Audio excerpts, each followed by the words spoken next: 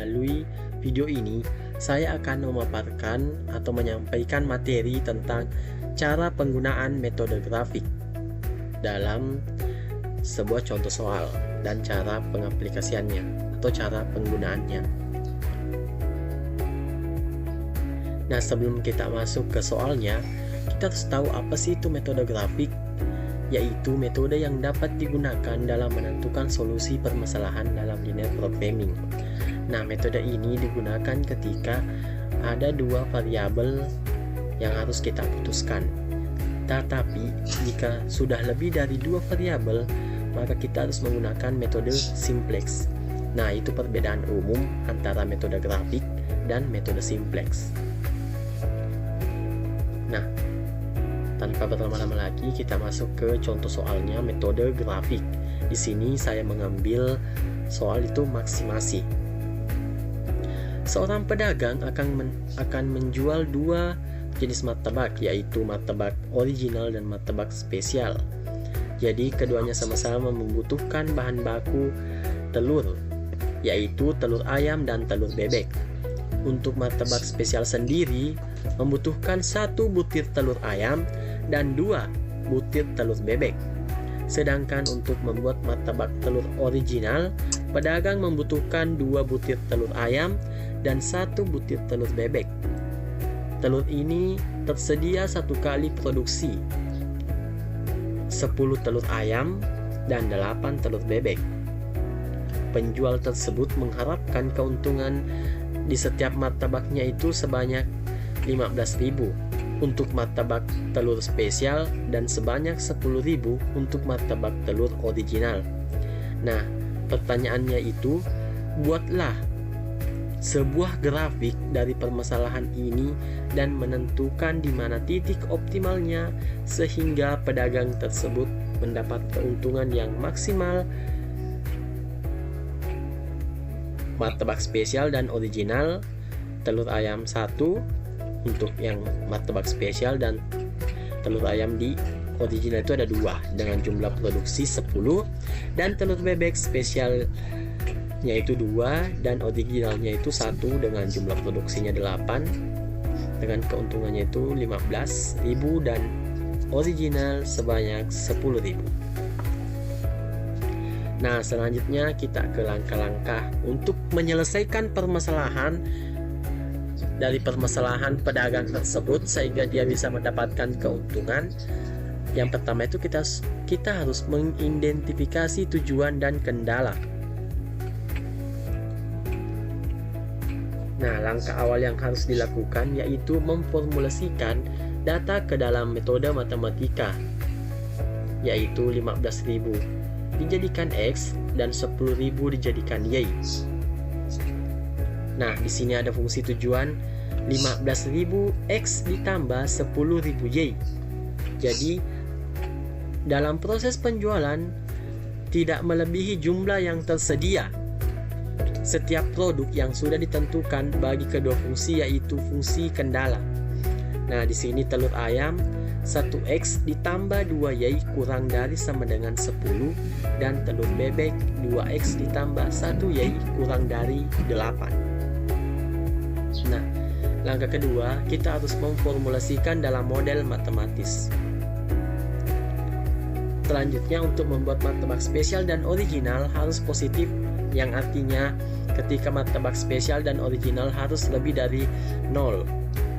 Nah, permasalahan selanjutnya dirumuskan sebagai berikut.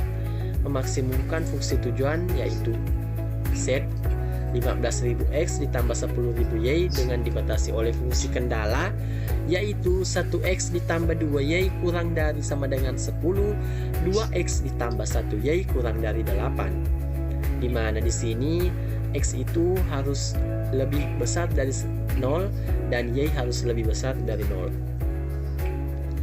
Nah, langkah yang ketiga yang harus kita lakukan itu membuat grafik kendala. Nah, di sini kita bagi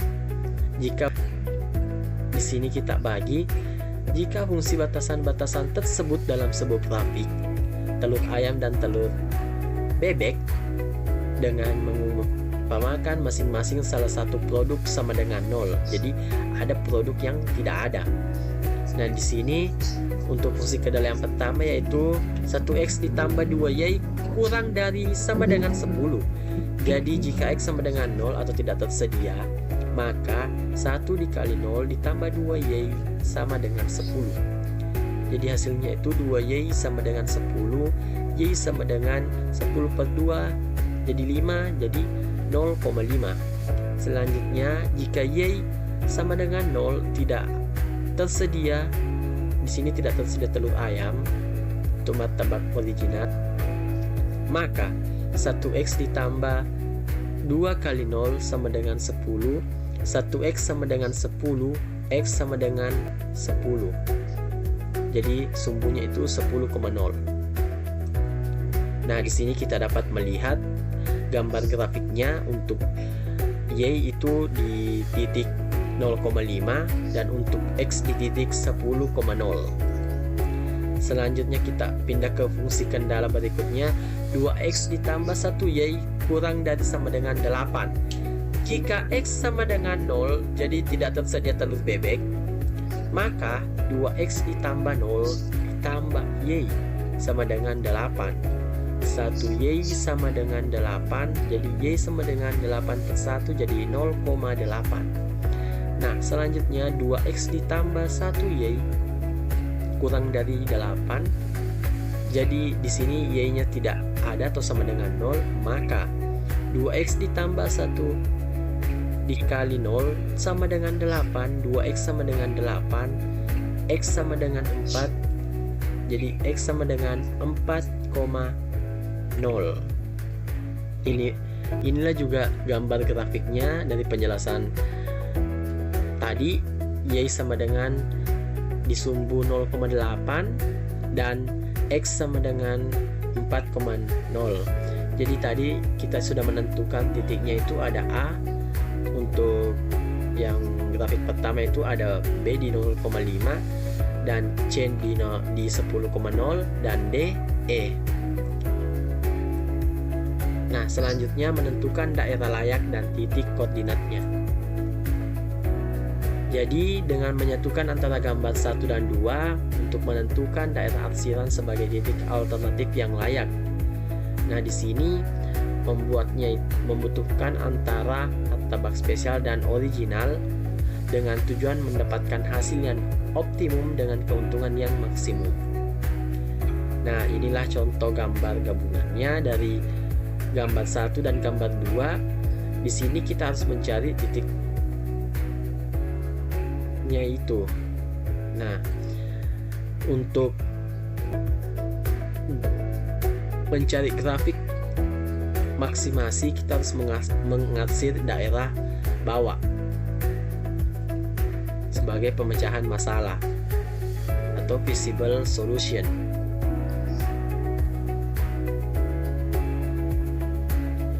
Nah, selanjutnya itu kita harus memilih variabel keputusan. Nah, menetapkan titik yaitu ada 3 titik tadi yang sudah kita lihat, ada A, B, E, dan F. Nah, F tadi itu sebagai sumbu, ini sebagai sumbu atau pertengahan antara ini dan ini. Jadi kita harus mencari ini nilainya berapa dengan cara yang ini. Menetapkan titik yaitu ada 3 titik koordinat yang layak dengan titik BFE. Kan sudah diketahui titik B dan titik E, jadi kita cari titik F. Untuk mengetahui F sebagai ada caranya itu sebagai berikut. Yang pertama itu bagaimana cara kita membaca gambar grafik secara cermat untuk menentukan besarnya titik F dengan mengetahui fungsi atau persamaan apa yang berpotongan pada titik F. Membaca persamaan 2 berpotongan titik F didapat persamaan sebagai berikut. 1x ditambah 2y sama dengan 0, 2x ditambah 1y sama dengan 8. Nah, di sini untuk memecahkan 2 persamaan dengan tujuan mengetahui titik potongnya, maka kita harus melakukan atau menyelesaikannya dengan sistem persamaan linear. dengan metode eliminasi. Nah, untuk menghilangkan salah satu variabel dengan menyamakan terlebih dahulu dengan cara mengalihkan masing-masing persamaan sebagai berikut. Misalkan kita pakai di sini 1 dan 2. 1 kali X 1X, 1 kali 2Y 2Y, 1 kali 10 10. 2 dikali 2X sama dengan 4X, 2 dikali 1Y sama dengan 2Y, dan 2 dikali 8 sama dengan 16. Terus kita kurangi di sini, 10 kurang 16 jadi min 6. Dan sini kan sudah 0 dan tulis nih, dan 1 dikurang 4 jadi hasilnya min 3. X sama dengan min 6 per min 3, terus X sama dengan positif 2 karena min bagi min hasilnya positif. Setelah kita mendapatkan itu, kita kasih masuk ke dalam sini. Jadi X sama dengan 2X ditambah 1Y sama dengan 8. Ini untuk mencari persamaan yang lain. Kita sudah mengetahui X-nya, jadi kita harus mencari Y-nya terlebih dahulu juga. Jadi 2 dikali 2 ditambah 1Y sama dengan 8. 4 ditambah 1Y sama dengan 8. Jadi kita cari Y, jadi Y sama dengan 8 kurang 4. Nah, kita temukan Y sama dengan 4, sehingga dapat dilihat titik D itu 2,4. Titik di sini titik F.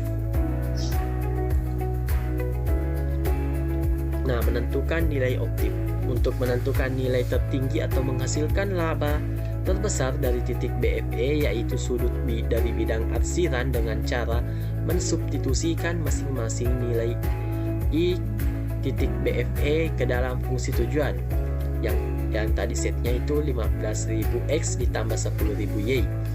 Untuk titik